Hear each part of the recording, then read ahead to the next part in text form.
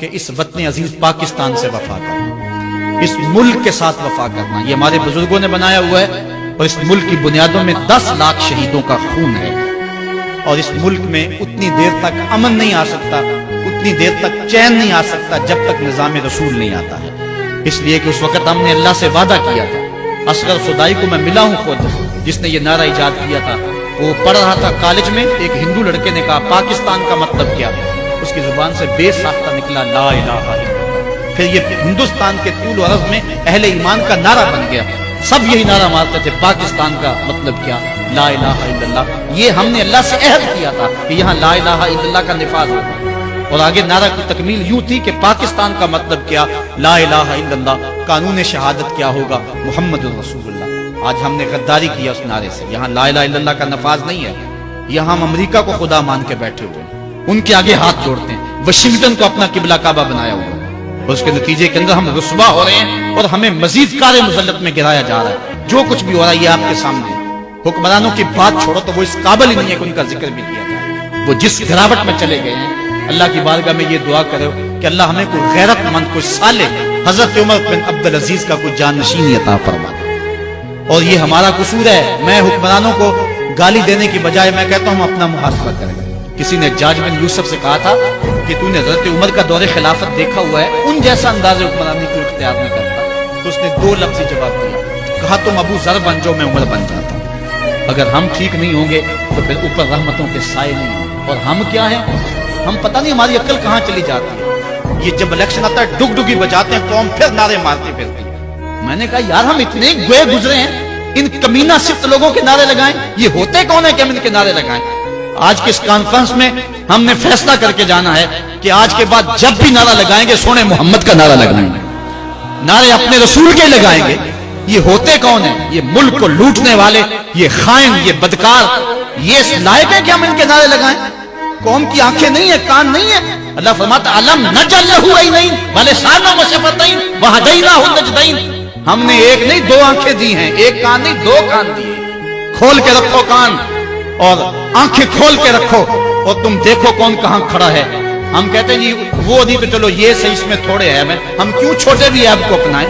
وہ بھی کل بڑا بن جاتا ہے، جس نے ملک کی ایک پائی بھی لوٹی ہے، جس نے ملک کا جو ہے وہ ایک جو ہے چھوٹے سے معاملے میں بھی غداری کی ہے، جس نے مداحنت کی ہے، جو امریکہ کے سامنے کبھی ایک بار بھی گھٹنے ٹیک چکا ہے، ہمارا اس سے کوئی تعلق نہیں۔ ہم بے خبر نہیں ہیں، ہم جو ہے ان حالات سے بے خبر، ہم کھلی آنکھوں سے دیکھ رہے ہیں، اور ہم جانتے ہیں کہ اس ملک کا خیر خواہ کون ہے، اس ملک کا دشمن کون ہے۔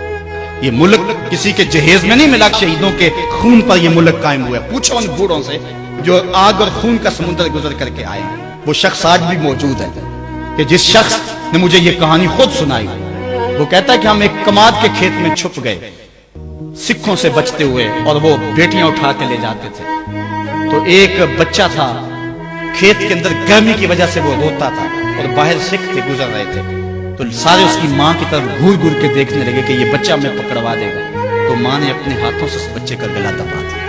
پاکستان یوں ہی نہیں بنا ہے، ماؤں کی گود سے بچے چھینے گئے اور کرپان کی نوک پہ چڑھائے گئے، اور پھر ان بچوں کو پٹک کے زمین پہ مارا گیا، ان کے پیٹ پھٹے، انتڑیاں پھیل گئیں۔ ماں نے کیا کہا؟ پاکستان کا مطلب کیا؟ لا الہ الا اللہ۔ آج وہ ماں نہیں پوچھے گی تم کو، آج وہ بچہ قیامت میں ان حکمرانوں کا گریبان نہیں کھینچے گا۔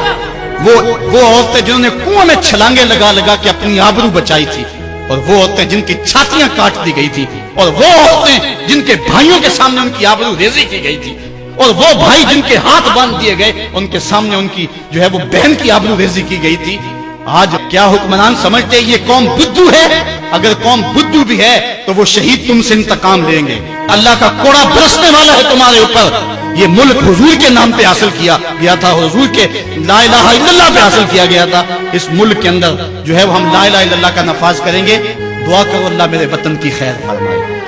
ہم امیدوں کے چراغ کو بجھنے نہیں دیتے، پاکستان مٹنے کے لیے نہیں۔ میں نے اس دن سیالکوٹ بھی کہا تھا کہ لوگوں نے تو بیرون ملک بنگلے خرید رکھے ہیں، اور سویس بینکوں میں انہوں نے کروڑوں اربوں ڈالر جمع کروائے ہیں، وہ پاکستان کے مستقبل سے مطمئن نہیں ہیں۔ پتہ نہیں پاکستان کب کچھ ہو جائے اور ہم اڑ کے وہاں چلے جائیں گے، لیکن میں کہتا ہوں کہ تمہارا تو جینا مرنا اس وطن کے لیے ہے، تم نے تو رہنا ہی اس ملک میں ہے, تم نے تو آخری سانس تک اس ملک سے وفا کرنی ہے. اس لیے ہم نے چراغ امید کو کبھی بجھنے نہیں دینا, اور اس پاکستان کے لیے جو ہم کر سکے وہ ہم نے کرنا ہے. ہمارے لیے سب سے پہلا کام اب کرنے کا کیا ہے؟ ہمارے لیے پہلا کام یہ ہے کہ ہم اللہ کے حضور توبہ کریں.